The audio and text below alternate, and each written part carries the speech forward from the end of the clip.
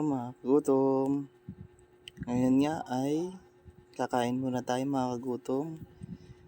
Nagpahinga muna tayo sa biyahe. Possible bukas tayo babiyahe. So ngayon is kakain muna tayo mga kagutom. So ayan, kung mapansin nyo yung kanin natin at ulam. Yan o, paksiw na bangus. Meron din tayong tuyo. At meron din tayong samot-saring prito. So ayan mga kagutom. Sa mga di pa kumakain dyan, tara na, kumain na tayo. So ayun nga mga kagutom, kinagat na nga natin yung sili dyan. Yung siling haba na nahinog na. Kaya inalagay natin sa paksiw. Yun nga, uminom tayo na konting tubig dahil ako nga pala pag nakakain ng maanghang mga kagutom is ako ay nauuhaw agad or sinisinok. Kaya kung makapansin nyo mga kagutom, kumagat na naman tayo ng isang siling haba or siling green, siling pangsigang.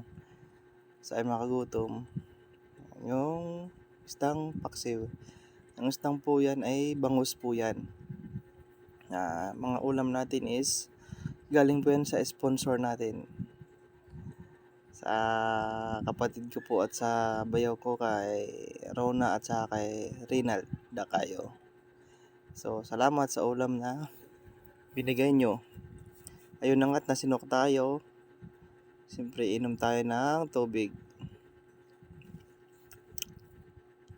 Napansin nyo mga kagutom, yung kanin natin dyan is kunti lang yan. Kinalat lang natin kaya medyo maraming tingnan.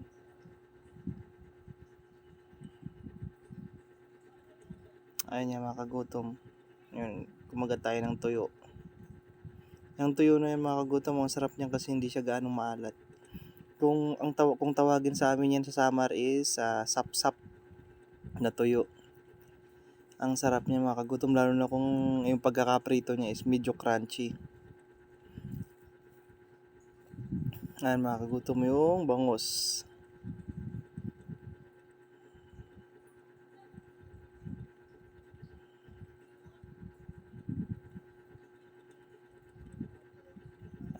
Yung tuyo, kinagat natin ulit. Kung mapapansin nyo mga kagutom, sa dinami-dami ng ulam natin, halos 2 ulam lang ang nakakain natin.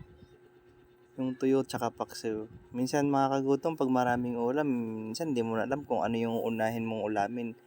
Pero minsan naman, pag walang ulam mga kagutom, ang hirap din kumain ng walang ulam. Mga kagutom, habang kumakain tayo nagmumuni-muni tayo.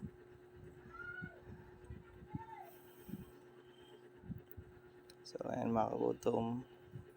Yung bangus nga pala mga kagutom, napansin ko, wala siyang tinik. Siguro boneless tong naibigay sa atin na ulam na bangus.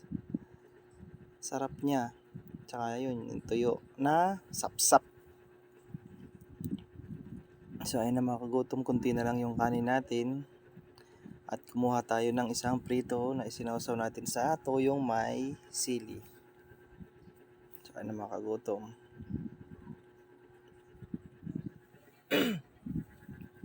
Nakakagutom, mga ilang subo na lang yan at mauubos na yung kanin natin. Sa pagkakataong ito mga kagutom ay yan lang ang tanging nating maipapakita sa video natin.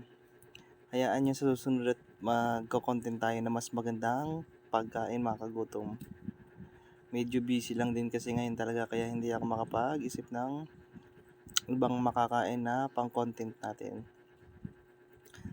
So yun nga mga kagutom, kung umabot ka sa video ito, paki-comment naman kung taga saan ka para malaman ko kung saan umaabot ang video ito. So ayun na mga kagutom, salamat sa suporta at sa mga bagong susuporta. Sa mga bago nating followers dyan, salamat.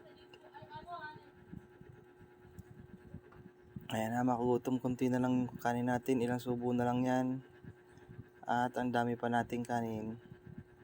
So kung may matira man, ayan na yung siling green, siling haba, kulay pula na kasi nahinog na siya mga kagutom. Ayan mga kagutom, ilang subo na lang yung kanin natin at ubos na. So yun nga mga kagutom, Para sa mga bagong followers natin, maraming salamat. Ito ang iyong nag-iisang kagutom na palaging nagsasabi, unahin ang dapat unahin pero huwag mong kalimutan ang nasa taas. Salamat, bye-bye.